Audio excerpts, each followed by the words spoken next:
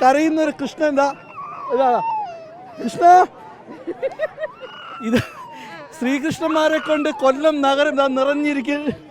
അത് ഞാൻ ഒരു കൊച്ചുമോൾ ശ്രീകൃഷ്ണ